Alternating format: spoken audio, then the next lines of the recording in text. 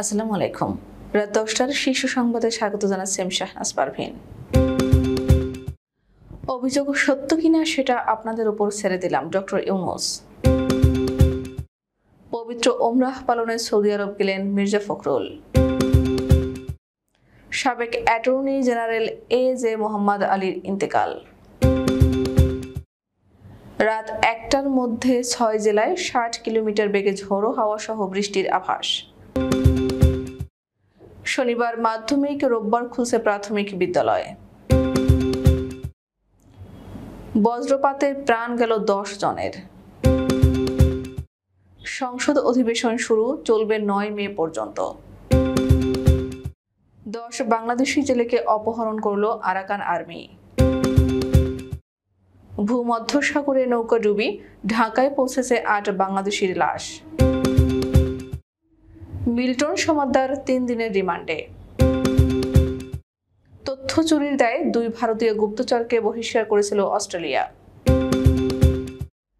Vote প্রচারে এবার সরাসরি মুসলিমদের নিশানা করেছেন মোদি। সলোমন দ্বীপে চীনপন্থী প্রধানমন্ত্রী নির্বাচিত। এবং কোভিড টিকার পার্শ্ব প্রতিক্রিয়া, এবার অ্যাস্ট্রাজেনেকার বিরুদ্ধে ভারতে মামলা। শুনছিলেন শিরোনাম, এবার বিস্তারিত। নোবেল বিজয়ী অর্থনীতিবিদ ডক্টর মোহাম্মদ ইউনূস বলেছেন, অর্থ আত্মসাৎ, অর্থ পাচারের অভিযোগগুলো সত্য কিনা নাকি সুদখোরের মতো কথাবার্তা সেটা আপনাদের উপর ছেড়ে দিলাম। আমি আদালত থেকে আদালতে যাচ্ছি, আমার কাছে তো কোনো উত্তর নেই। মানি লন্ডারিং মামলায় জামিন পাওয়ার পর আজ বৃহস্পতিবার ঢাকার বিশেষ জজ আদালত 4 এর চত্বরে সাংবাদিকদের প্রশ্নের জবাবে তিনি এসব কথা বলেন। কোনো সুস্থ মস্তিষ্কের মানুষ এমন অভিযোগ আনতে পারে না বলেও মন্তব্য করেন তিনি। ডক্টর মোহাম্মদ ইউনূস সাংবাদিকদের বলেন, দুঃখ ভারাক্রান্ত হৃদয়ে বলছি, আমার বিরুদ্ধে দুর্নীতির অভিযোগ আনা হয়েছে, জালিয়াতির অভিযোগ আনা হয়েছে, আমার বিরুদ্ধে অর্থ আত্মসাতের অভিযোগ আনা হয়েছে অর্থ পাচারের অভিযোগ। আপনারা আমাকে বহুদিন থেকে চিনছেন। এই অপরাধগুলো আমার গায়ে লাগানোর মতো অপরাধ কিনা সেটা আপনারা বিবেচনা করবেন, আগে যেরকম বিবেচনা করেছেন। পবিত্র ওমরাহ পালনের উদ্দেশ্যে সৌদি আরব গেলেন বিএনপি চেয়ারপারসন মির্জা ফখরুল ইসলাম আলমগীর। সঙ্গে আছেন তার সহধর্মিণী রাহাত আরা বেগম। বৃহস্পতিবার বিকেল 3টা 20 মিনিটে হযরত শাহজালাল আন্তর্জাতিক বিমানবন্দর থেকে বাংলাদেশ বিমানের একটি ফ্লাইটে সৌদি আরবের উদ্দেশ্যে ঢাকা ত্যাগ করেন তিনি। পবিত্র ওমরাহ পালন শেষে আগামী 8 মে তারা দেশে ফেরার কথা রয়েছে। বিএনপির মিডিয়া সেলের সদস্য সাইরুল কবির খান এ তথ্য জানিয়েছেন। জাতীয়তাবাদী আইনজীবী ফোরামের সভাপতি, সাবেক অ্যাটর্নি জেনারেল ও সুপ্রিম কোর্ট বারের সাবেক সভাপতি জ্যেষ্ঠ আইনজীবী এ.জে মোহাম্মদ আলী মারা গেছেন। ইন্না লিল্লাহি ওয়া ইন্না ইলাইহি রাজিউন। বৃহস্পতিবার সকালে সিঙ্গাপুরের মাউন্ট এলিজাবেথ হাসপাতালে চিকিৎসাধীন অবস্থায় তিনি মারা যান। দেশের 6 জেলার উপর দিয়ে ঘন্টায় সর্বোচ্চ 60 কিলোমিটার বেগে ঝোড়ো হাওয়া বয়ে যাওয়ার পূর্বাভাস দিয়েছে আবহাওয়া অধিদপ্তর। বৃহস্পতিবার বিকেল 4টা থেকে রাত 1টা পর্যন্ত দেশের অভ্যন্তরীণ নদীবন্দর সমূহের জন্য দেয়া আবহাওয়ার পূর্বাভাসে এই তথ্য জানানো হয়েছে। আবহাওয়াবিদ মোহাম্মদ ওমর ফারুকের সই করা বিজ্ঞপ্তিতে বলা হয়েছে, বরিশাল, পটুয়াখালী, কুমিল্লা, নোয়াখালী, চট্টগ্রাম এবং কক্সবাজার অঞ্চল সমূহের উপর দিয়ে পশ্চিম অথবা উত্তর পশ্চিম দিক থেকে ঘন্টায় 45 থেকে 60 কিলোমিটার বেগে অস্থায়ীভাবে দমকা বা ঝোড়ো হাওয়া সহ বৃষ্টি অথবা বজ্রসহ বৃষ্টি হতে পারে। এসব এলাকার নদীবন্দর সমূহকে 1 নম্বর সতর্ক সংকেত দেখাতে বলা হয়েছে। রমজান, ঈদুল ফিতর এবং তীব্র তাপপ্রবাহের কারণে বন্ধ থাকার পর আগামী সপ্তাহ থেকে স্বাভাবিক হচ্ছে শ্রেণীকক্ষে পাঠদান। আগামী শনিবার থেকে খুলছে মাধ্যমিক স্কুল, কলেজ, মাদ্রাসা ও কারিগরি শিক্ষা প্রতিষ্ঠান। আর রোববার থেকে খুলছে প্রাথমিক বিদ্যালয়। বৃহস্পতিবার শিক্ষা মন্ত্রণালয় এবং প্রাথমিক ও গণশিক্ষা মন্ত্রণালয় থেকে এ তথ্য জানানো হয়।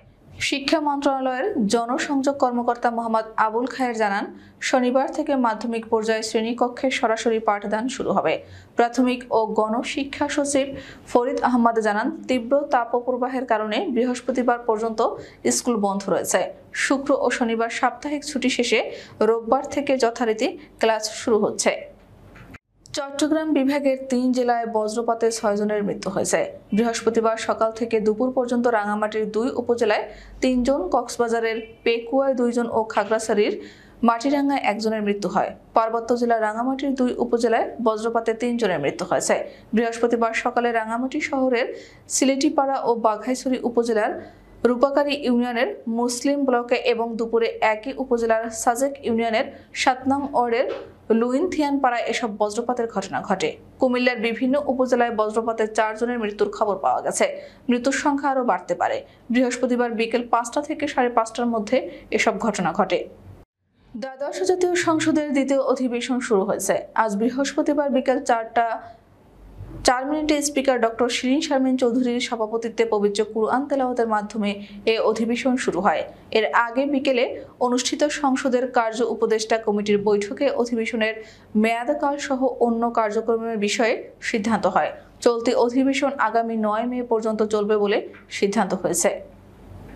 দেশের অভ্যন্তরে টেকনাফের নাফ নদীতে মাছ শিকাররত 10 জন বাংলাদেশি জেলেকে অপহরণ করে নিয়ে গেছে মিয়ানমারের বিদ্রোহী গ্রুপ আরাকান আর্মি। এ ঘটনায় অপহৃতদের পরিবারের মাঝে চরম উদ্বেগ উৎকণ্ঠা বিরাজ করছে। বুধবার সকালে উখিয়ার পালংখালী সীমান্ত দিয়ে নাফ নদীতে মাছ ধরতে গেলে অপহরণের ঘটনাটি ঘটে। পালংখালী ইউনিয়ন পরিষদের চেয়ারম্যান এম গফুর উদ্দিন চৌধুরী ঘটনার সত্যতা নিশ্চিত করেন। তিনি বলেন, মিয়ানমারের বিদ্রোহী গ্রুপ আরাকান আর্মির সদস্যরা নাফ নদীতে মাছ শিকাররত অবস্থায় 10 জন বাংলাদেশি জেলেকে অপহরণ করে নিয়ে গেছে। এ ব্যাপারে ঊর্ধ্বতন প্রশাসনকে জানানো হয়েছে। ভূমধ্য সাগর পাড়ি দিয়ে ইউরোপ যাওয়ার পথে নৌকাডুবিতে মারা যাওয়া 8 বাংলাদেশির লাশ দেশে পৌঁছেছে। বৃহস্পতিবার দুপুর 12:30টায় লিবিয়া থেকে বিমানযোগে লাশগুলো হযরত শাহজালাল আন্তর্জাতিক বিমানবন্দরে পৌঁছায়। জাল মৃত্যু সনদ তৈরির অভিযোগে মিরপুর মডেল থানায় করা মামলায় child and old age care আশ্রমের চেয়ারম্যান মিল্টন সমাদ্দারের 3 দিনের রিমান্ড মঞ্জুর করেছেন আদালত। বৃহস্পতিবার তাকে আদালতে হাজির করে সুষ্ঠু তদন্তের স্বার্থে 7 দিনের রিমান্ডে নিতে আবেদন করেন তদন্ত কর্মকর্তা ডিবি পুলিশের উপপরিদর্শক মোহাম্মদ কামাল হোসেন। শুনানি শেষে ঢাকার অতিরিক্ত চিফ মেট্রোপলিটন ম্যাজিস্ট্রেট তোফাজ্জল হোসেনের আদালত 3 দিনের রিমান্ড মঞ্জুর করেন। অস্ট্রেলিয়ায় গুপ্তচর বৃত্তি ও গোপন তথ্য চুরির অভিযোগে 2020 সালে 2 ভারতীয়কে বহিষ্কার করেছিল ক্যানবেরা। অস্ট্রেলীয় সংবাদ মাধ্যম অস্ট্রেলিয়ান ব্রডকাস্টিং কর্পোরেশন ও সিডনি মর্নিং হেরাল্ড গত মঙ্গলবার প্রকাশিত এক প্রতিবেদনে এ তথ্য জানিয়েছে। ওই 2 ভারতীয়র বিরুদ্ধে অভিযোগ, তারা 2 জন অস্ট্রেলিয়ার স্পর্শকাতর নিরাপত্তা প্রকল্প ও বিমানবন্দরের নিরাপত্তা সংক্রান্ত তথ্য চুরি করেছিলেন। এবিসির প্রতিবেদনে বলা হয়েছে, স্পর্শকাতর প্রতিরক্ষা প্রকল্প ও বিমানবন্দরের নিরাপত্তা এবং অস্ট্রেলিয়ার বাণিজ্য সম্পর্কিত গোপনীয় তথ্য চুরি করার চেষ্টা করে ধরা পড়ার পরে ভারতীয় গুপ্তচরদের অস্ট্রেলিয়া থেকে বের করে দেওয়া হয়েছিল। তবে এই প্রতিবেদনে গুপ্তচরের সংখ্যা উল্লেখ করা হয়নি। 2 জনের কথা উঠে এসেছে সিডনি মর্নিং হেরাল্ডের প্রতিবেদনে। আর আকারে ইঙ্গিতে নয়, তার বিরুদ্ধে তোলা ধর্মীয় মেরুকরণ এবং নির্বাচনের আদর্শ আচরণবিধি মেনে না চলার অভিযোগের মাঝে লোকসভা নির্বাচনের প্রচারে এবার সরাসরি মুসলিমদের নিশানা করলেন ভারতের প্রধানমন্ত্রী নরেন্দ্র মোদী। মঙ্গলবার তেলেঙ্গানাতে একটি সভায় তিনি জানিয়েছেন, কংগ্রেস যদি তফসিলি জাতি ও জনজাতি, দলিত, ওবিসির সংরক্ষণ কেড়ে নিয়ে মুসলিমদের দিতে চায়, তাহলে প্রধানমন্ত্রী কিছুতেই তা হতে দেবেন না। গত কয়েকদিনে প্রধানমন্ত্রী নরেন্দ্র মোদীর নানা বক্তব্যকে ঘিরে সমালোচনায় সরব হয়েছে বিরোধীরা। মোদীর বিরুদ্ধে ধর্মীয় মেরুকরণ, ঘৃণাসূচক বক্তব্য সহ একাধিক অভিযোগ তুলেছে তারা। অভিযোগ উঠেছে নির্বাচনের আবহে আদর্শ আচরণবিধি ভঙ্গেরও। নির্বাচন কমিশনের তরফে তার দলের কাছে এ বিষয়ে ব্যাখ্যাও চাওয়া হয়েছে, কিন্তু তারই মাঝে আরও একবার প্রধানমন্ত্রীর গলায় একই সুর শোনা গেল, তবে অন্যান্য বারের মতো আকারে ইঙ্গিতে নয়, বরং সরাসরি। সলোমন দ্বীপের আইন প্রণয়নকারী বা এমপিরা চীনপন্থী জেরেমিয়া মানেলেকে নতুন প্রধানমন্ত্রী নির্বাচিত করেছেন। এর মধ্য দিয়ে এটাই প্রমাণিত হলো যে প্রশান্ত মহাসাগরীয় এই দ্বীপটি চীনের সঙ্গে ঘনিষ্ঠ সম্পর্ক বজায় রাখবে। আজ বৃহস্পতিবার প্রতিদ্বন্দ্বী ম্যাথিউ ওয়ালেকে 31 থেকে 18 ভোটে পরাজিত করেন তিনি। সাবেক প্রধানমন্ত্রী মানাসে সোগাভারের স্থলাভিষিক্ত হবেন তিনি। মানাসেও ছিলেন পশ্চিমাদের কট্টর সমালোচক। 2019 সালে তাইওয়ান ইস্যুতে সলোমন দ্বীপ যখন তার দীর্ঘদিনের কূটনৈতিক সম্পর্ককে পাল্টে চীনকে সমর্থন দেয়, তখন দেশটির পররাষ্ট্রমন্ত্রী ছিলেন মানালে। তাইওয়ানের গোপন নিরাপত্তা এবং নিরাপত্তা প্যাকেজের মাধ্যমে চীনের ঘনিষ্ঠ হওয়া অব্যাহত রাখার প্রত্যয় ঘোষণা করেছেন তিনি। বিশ্বব্যাপী করোনা মহামারীর সময় সারা বিশ্বের সঙ্গে ভারতবাসীও প্রতিষেধক হিসেবে অ্যাস্ট্রাজেনেকার কোভিশিল্ড টিকা নিয়েছিল।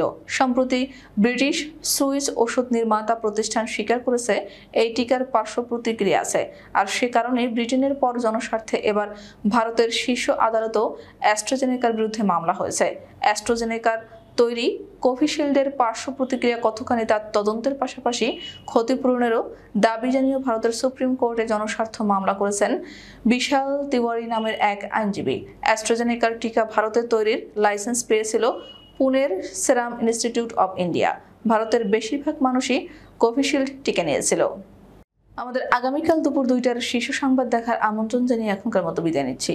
দর্শক, ভিডিওটি শেষ পর্যন্ত দেখার জন্য আপনাকে অসংখ্য ধন্যবাদ।